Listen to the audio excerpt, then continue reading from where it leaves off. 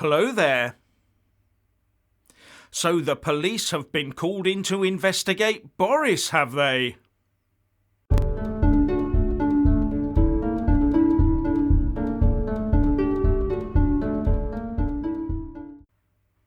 The Tory rebels are getting really adventurous now. And one of them, Wragg, who claimed that the operations of Boris supporting party whips looked like blackmail to him, now has a meeting with a Met Police detective lined up early next week to discuss it.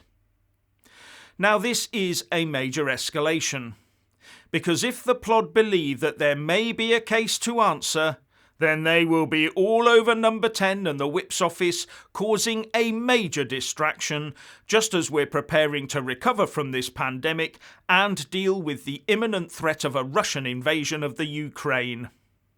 Can you imagine reporters outside number 10 in the Cabinet Office giving constant updates on how many police officers were traipsing in and traipsing out and how many boxes of documents they were carrying?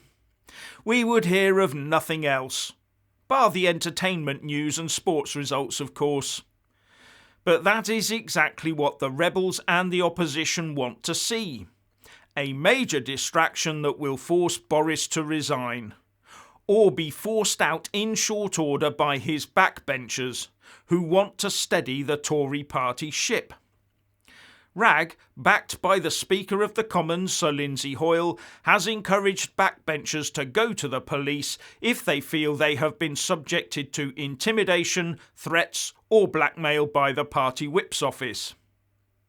Now, as I understand it, Wragg, now dubbed Oily Wragg by some fellow Tories, has third-hand accounts of what happened, so he will need to pass on names for the police to talk to. Now, number 10 offered to look into those allegations for him, as long as there was substance behind the claims. But Wragg said, "I stand by what I have said. No amount of gaslighting will change that." Gaslighting. Isn't it strange that when people hear things they don't like, they always call it gaslighting? Anyway, Wragg went on to say, "The offer of number 10 to investigate is kind, but I shall leave it to the experts. I am meeting the police early next week."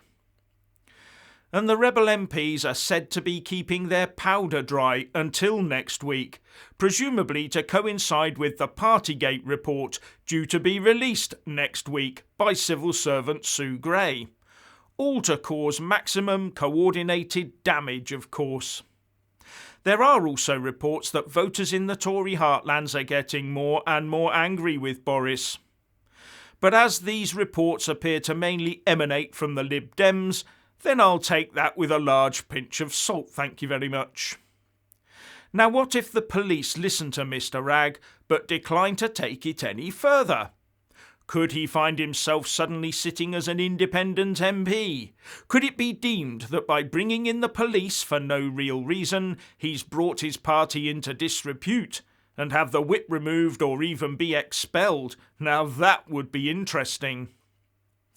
Anyway, it seems that Boris has decided to strengthen his MP monitoring operations by reinstating his party leadership team that got him into the party leader's seat in 2019.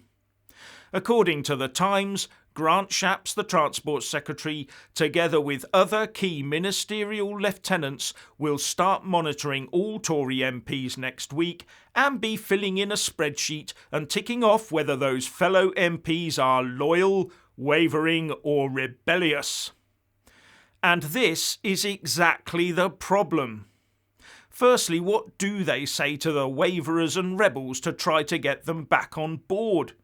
They can't say anything that could now possibly be construed as any sort of threat or even a promise, one supposes. And their comments will now probably be recorded anyway. But this intense navel-gazing by Boris is bad news for Boris himself, bad news for the Tory party, and bad news for the country. Because while his attention is diverted to clearing the fluff out of his belly button, he will be distracted from his main job, that of running UK PLC. And many people will consider tracking MPs and filling in spreadsheets as a bit spooky too. All leading people into believing that Boris is now in bunker mode and engaged in a political death spiral. Now, the Times says that Boris will be in his official country retreat of Chequers this weekend, phoning around MPs to try and shore up his position, and that his allies will be doing likewise. As I said, he is now becoming distracted from matters of state to matters of Boris. Although many pundits do say that the only thing the PM thinks about really is Boris. So the Prime Minister will presumably not be taking calls from other concerned world leaders about the Ukraine, for example, then. But all this points to his thinking being that a party vote of no confidence in him is now inevitable.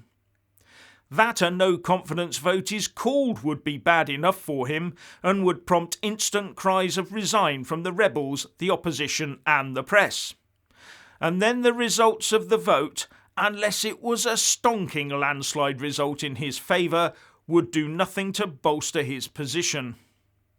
Well, he could always just short-circuit everything and go to the House of Commons and table a vote of confidence in himself and his government. That is, do a sort of 1993 John Major act, although the circumstances were a bit different.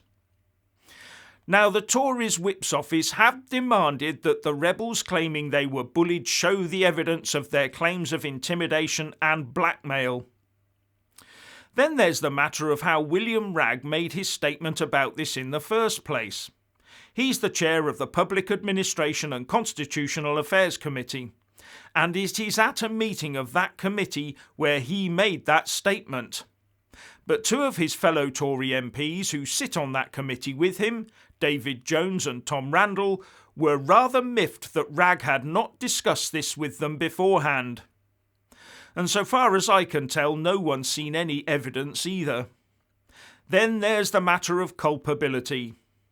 Even if the whips used dodgy techniques to garner support for the government, there surely has to be a direct connection with the Prime Minister to make Boris criminally liable himself as well.